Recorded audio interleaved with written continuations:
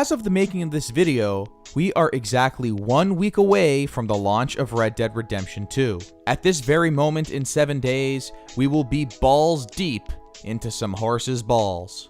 That being said, even though we're so close to launch, I still keep stumbling upon articles and hands-on impressions containing new little tidbits about the game that I had never even heard about before.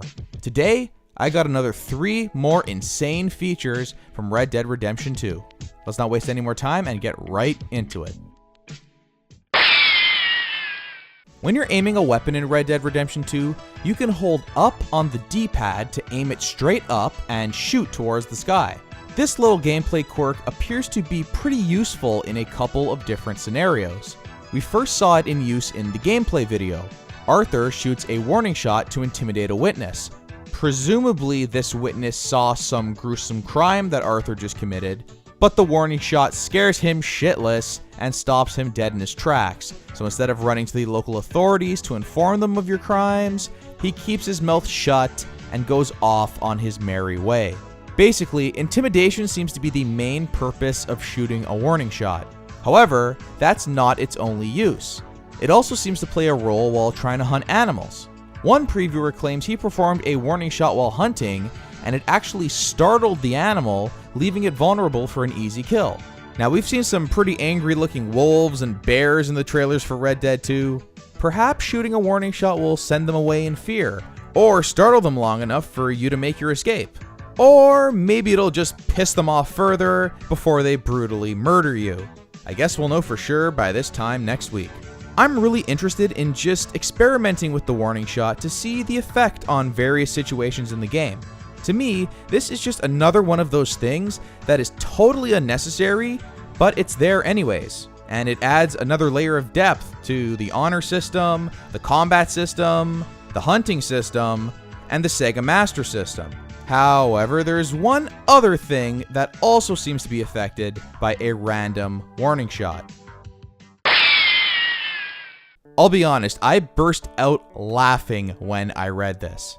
After making that video on the horse system, I thought I knew pretty much everything about how these guys work in the game. And then I stumble upon this little nugget. According to one previewer, he saw a horse in town get startled. In a panic, the horse violently kicked its back legs and actually made contact with someone standing right behind it. Now, it didn't just send this guy flying back or even hurt him, it fucking killed this dude. Horses are scary, yo. If a horse falcon kicking someone to death doesn't fit the criteria of an insane little fact, then nothing does. It sounds like you could startle horses in a number of ways. Shooting a warning shot will do it. If animals get too close to it, it may lose its cool. And even simply walking behind it could be enough to set it off if your bond with your horse is extremely low. I'm also led to believe that the horse has a pretty huge active hitbox when it's startled, which is why we see something like this, where a dude gets violently thrown off his horse only to combo into the startled horse's backside immediately after. Pretty awesome. Now, how useful is this going to be in actually strategically killing an enemy this way? Probably not practical at all. Odds are your horse will get killed by an enemy if you try this in a tense battle. And remember, if it dies for good. But of course, you need to remember the most important thing. Killing someone with a horse's kick is pretty much the most swag thing of all time. I could see it now. Red Dead Redemption 2 Deadly Horse Kick Kill Compilation.